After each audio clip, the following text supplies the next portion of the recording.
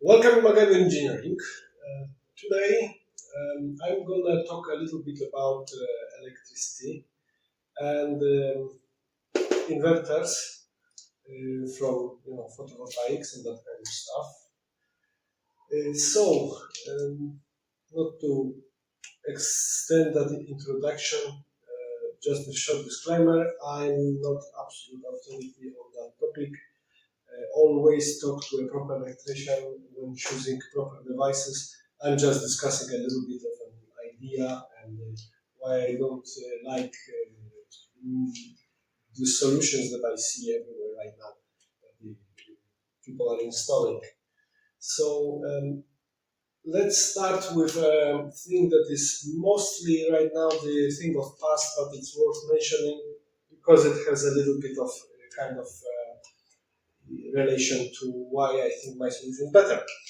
Okay, so in most cases, if you have, let's say, some main connection point to your house, and then it goes into the house, ignoring this thing over here on in the beginning. I mean, this could be single, this could be three-phase system, doesn't matter. Usually, you have in your main distribution box, you're going to have some sort of isolator or RCBO or things like that.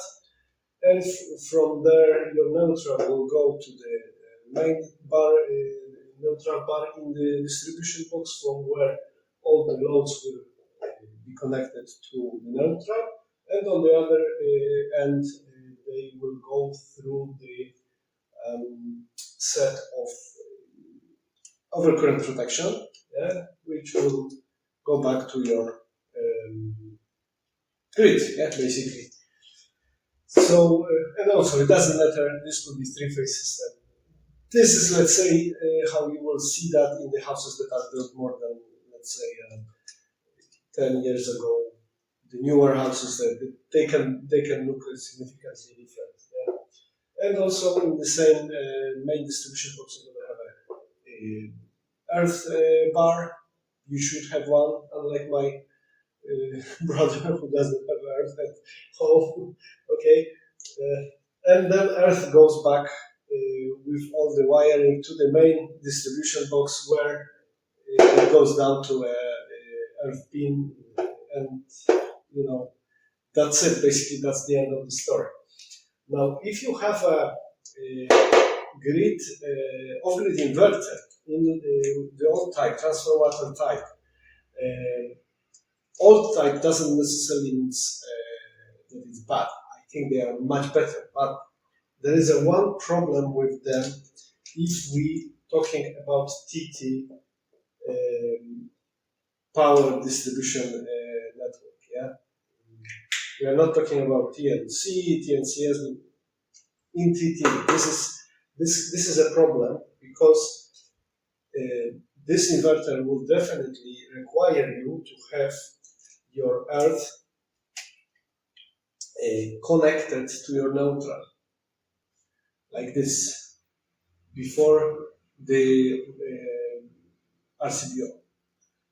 And this situation creates such a problem that, let's say, if you go off grid, here we're gonna disconnect this one, because let's say the power went down, the inverter took over, you go on grid, off grid, and then when you go back on grid, this gets connected and your electricity gets thrown off, and it will always be thrown off because of that connection. You would have to provide extra here relay to disconnect the earth from the neutral. So this is the situation when you have, let's say, the transformator type inverter. In today's world, the main type of inverters that are installed all over the world are so-called hybrid inverters, which work in a slightly different way. They are also very capable devices. They're much lighter, much cheaper, first of all. That's why. And they come with one big advantage. So main advantage of hybrid inverter is that it has additional to has additional output, yeah, meaning it has normal, let's say, connection to your grid wires, and also has something which is called EPS, which is the emergency power supply, which is, as the name says, it can be used in the emergency situations. Now, the main advantage of this one is that this output is independent of the source. Yeah, so you don't need anymore to use that grounded neutral, yeah, or earth connection to the neutral. And this is how, in most cases, you're gonna see most of the installers doing their installation. I'm not a great fan of that one. They are using so-called transfer switch, which is basically like automatic transfer switch used with generators. Yeah, basically, when the power on the main wires will fail, what happens is that inside we have just a set of switches which will transfer the power from the grid to our EPS, yeah, so our emergency power supply, basically supplying house with energy from the battery, which is on the other side of the inverter. Yeah. Now, main disadvantage of this system, which I absolutely dislike, is that yeah, it works flawlessly. Let's say you're just gonna see a little dip in the power delivered to your house when this is switching over. But you may not notice that this transfer switch has kicked in, and if you have a lot of heavy devices connected to your grid, air conditioners, I don't know, pool pumps, and that kind of things, your battery is gone within a half an hour. Yeah?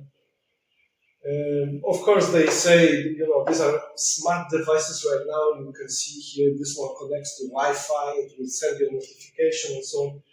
But this is where it ends. Yeah. Of course, this device also has some override switch, so you can set it to be always on or always off, and that kind of stuff. Yeah. But this is not really the way I like to have it. Yeah. My solution is a little bit different. It requires a little bit of sometimes more difficult job to do than just bolt it into your wall outside of your house, because with my solution you need to bring the wires inside the house and make the transfer inside.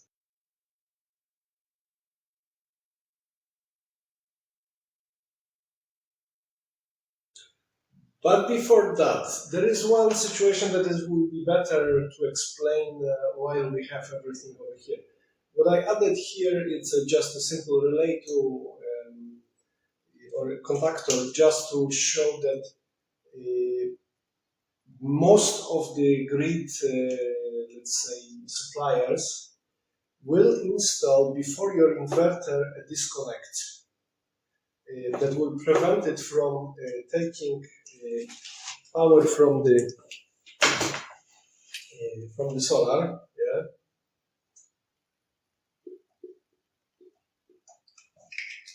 and exporting it to the grid if you have, let's say, satisfied your needs in the house. Yeah.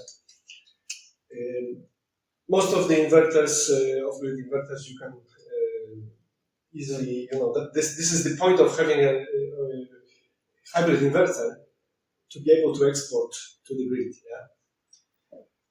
So from time to time, they will decide that, let's say, we have too much power right now in the grid.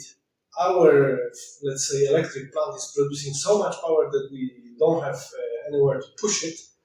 We need to get rid of some sources, so we're going to switch off the solars that are actually connected to the grid. Yeah? So they will send a signal over the AC to a special contactor, which will disconnect your inverter from the grid. In effect, in this situation, your inverter gets disconnected, your supply is still on grid, yeah? And in this situation, because you don't have this connection over here, and your EPS is also disconnected over here, you have zero export, zero production. The only thing that the inverter can do at this point is to charge your battery. That's it. This is why I don't like this solution with the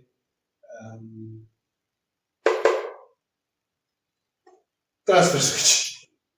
Okay, so my solution is maybe a little bit more expensive and time consuming and so on, but it gives you way more flexibility.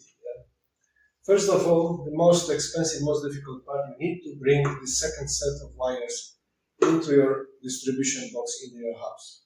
This could be in some places almost impossible because there is no conduit for it. And, well, then bad luck, yeah? Of course, you can, we did that in few houses where we basically bring the cables on the wall to a separate distribution box, and people are very happy with this one. So basically, what you're gonna have is basically like extension of your panel in such a way that you have a second power source in the house. Now, the way it is wired, or it should be wired, in my opinion, is that you have a set of transfer switches. As you can see, this thing has 4 screws on the bottom and 2 screws on the top. Yeah, this is basically the same thing, which allows you to connect your live. Let's take this one aside, because this is just to show that it could be like, you know, 3-phase device as well. Yeah, I'm not going to draw every single wire. That it is absolutely not necessary. Just need to understand the principles. Yeah. So we go from one RCBO into the changeover. The neutral also needs to go the same way. Yeah, so it goes to the second changeover. Now, this has to be out, this has to be gone. This kind of arrangement when you have all the neutrals on the same bar has to be cancelled. Yeah. And what you do is you take this neutral and let's go around just to make it more visible. Connect it over to this one. And the live, we remove those lives here.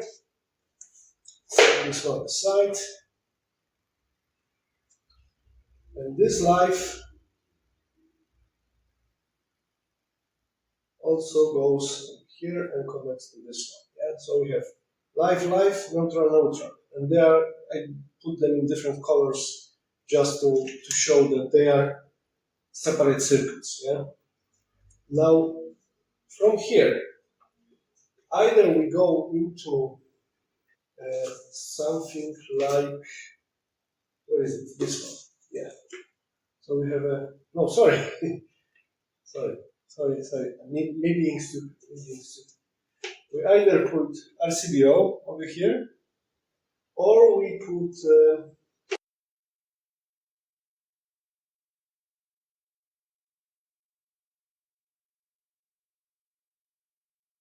this one. Sorry, I was wrong because this one is no, this one is 32. Let's say this one is 6 up. Yeah, so this one goes to the light box.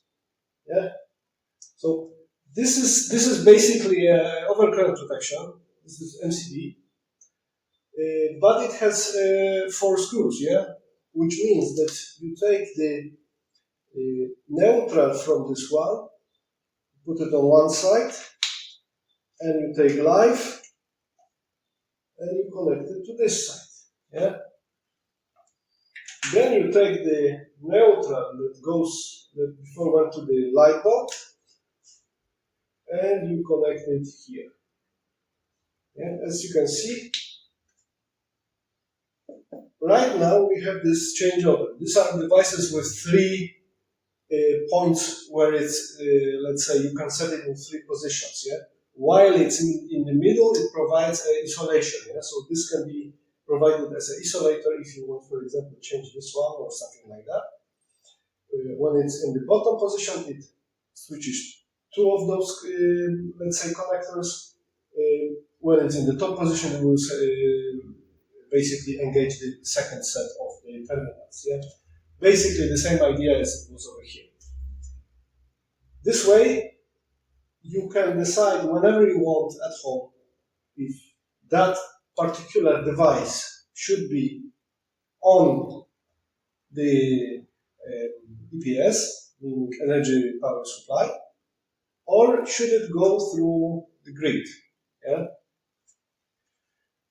Moreover, what kind of huge advantage it provides is that if, again, grid company decides we're going to switch this one off, yeah, this one is off, the cables are disconnected, cannot export, cannot supply your house from this side, but from this side you always have supply to those nodes. So you can always, let's say, decide that, oh, now everything went, let's say, I don't have a production. Let's say you're going to have a notification on your smartphone or something like that, that there is no production right now, no export. You can come and you can switch over more of your loads. You can put, let's say, a bigger load. Here is, let's say, instead of just overcurrent protection, we're going to put, let's say, on a heater, yeah, we're going to put a larger RCBO, yeah, so this will also provide leakage protection. And from here, bring it blue.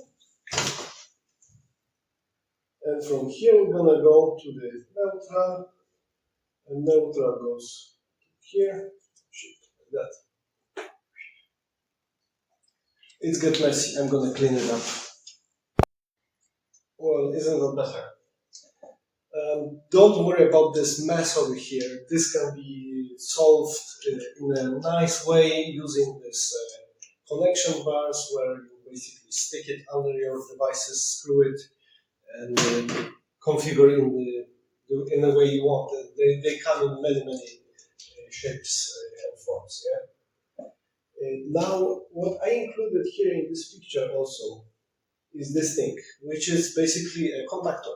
Just like this one over here, it does switch. Yeah? The only difference is that this one here would be 4 normally open contacts, yeah? Which in case of normal grid operation is when the coil is powered, the contacts get closed and provide the connection to the grid.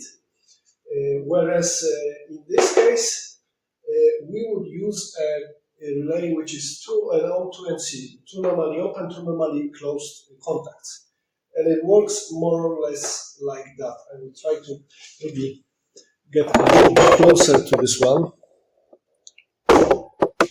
just to explain it more or less. Yeah? As you can see, we have 2 normally closed contacts in this case, 2 normally open. Yeah? In this situation, when those 2 are closed, we have pass for the electricity, in our case, from the inverter, yeah, from the EPS. Now, if we power that coil, all these sets of 4 contacts gets pulled, and this connection gets broken, yeah, and these contacts get pulled to the other sets, yeah. So this gets closed, this stay open. And in this case, we have basically instant transfer from one line to another, and then basically this is operating without us having to switch anything.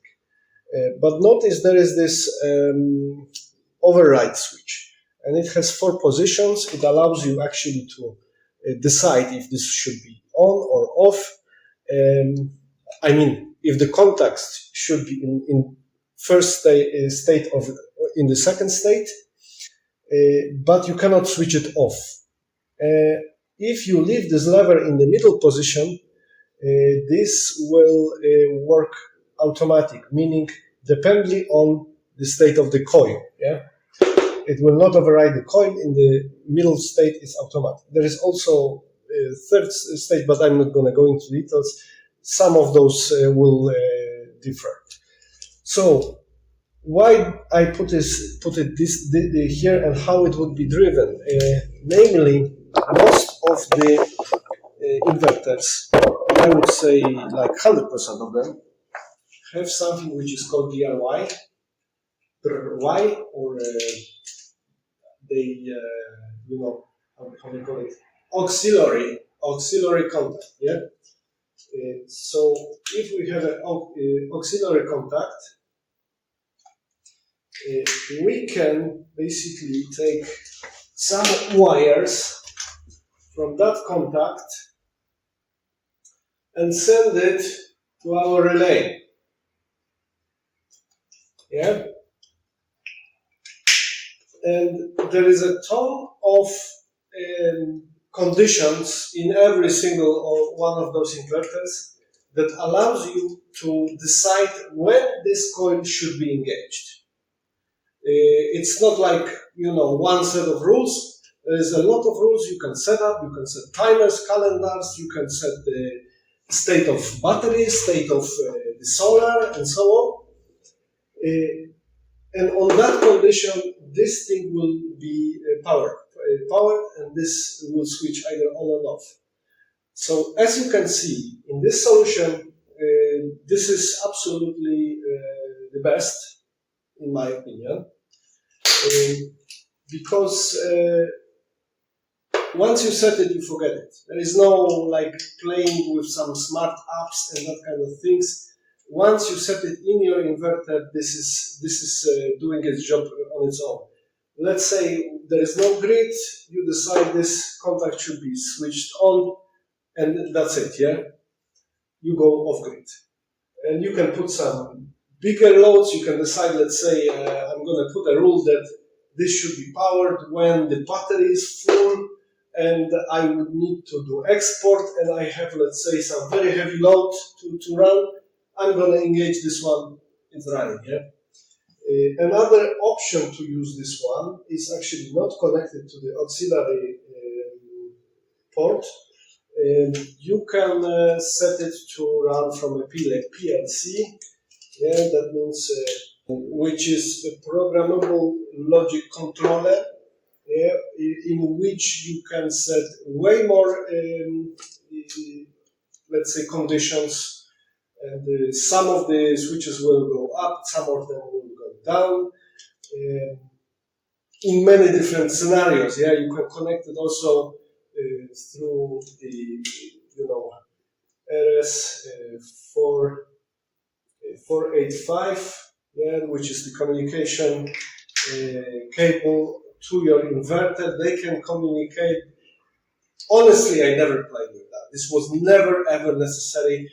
I understand in some places it would come quite handy, and then you can, let's say, have multiple relays or contactors connected on a bar like this, going to your different contactors, and then, the sky is the limit, yeah? Also, right now there are things like this, yeah, which are the, let's say, smart relays, yeah? Yeah, and of course, don't forget to put some kind of surge protection on your system. Absolutely necessary. You can have these RCDOs, which are programmable, work from the app, also have a RS485 connector on them, so they can be programmed to, let's say, if you have a dump load, yeah, if you have everything satisfied, you don't want to sell to the grid because grid is too greedy, and you say it's better if I consume that energy somehow other than to export it. You can have this one just connected over here. You don't even need a transfer switch. You just put it on the grid side and then decide, let's say, that this will, every time something happens, yeah, there is a condition. This will just open and dump your energy, let's say, into your swimming pool heater or something like that. Yeah. Yes. So I think I'm gonna close it on this one because, as I said, the sky is the limit. We can spend multiple videos like that talking about that. I just don't think it's necessary. I think the solution with the relays connected to the auxiliary is as far as I would go on an installation. There's no reason to do that. Well, you can always connect the AC couple and put another set of panels, which will engage in a very specific situation. But that's beyond the scope of this one anyway. Yeah. So I think that's quite clear. This solution provides the most flexibility. This solution also can be used with a regular off-grid inverter. Yeah. If we have something that is completely off-grid, let's forget this one. Yeah, this doesn't exist in any situation. This is off-grid inverter right now. This is moreover, this is off-grid inverter which has the neutral connected to the earth, and it still will work in this situation. It doesn't have any relation of those two neutrals to each other. Whichever way it will go, it always comes back here. It never goes to this one. It will never trip it. That's why I think this is the best solution to go, because in many cases I heard about people who basically get sick of the problems with power supplier, with their increasing rates when they need to pay 1 to 20 for every kilowatt that they exported. That's crazy, that's insane. Having off-grid, you can always go off-grid. You keep the grid connection. You never disconnect it. That's craziness. If you have it, keep it. Pay this couple of euros every month just to keep it running. Never disconnect it. It's always a backup in case of something happens here. But with the pricing that's increasingly lowering prices on the batteries, sooner or later many people will just decide to completely go off grid, even in the cities. Yeah. Okay, that's it. If you have a comment, go ahead. There is definitely a ton of things I didn't thought about that when I didn't thought about when I was making these videos. This is all unscripted, so that's why it's so messy. I just hope the information is there and it was clear enough. Yeah? If it wasn't clear enough, please let me know in the comments. And yeah, that's it. I'm not asking you to subscribe or anything like that. More videos coming soon.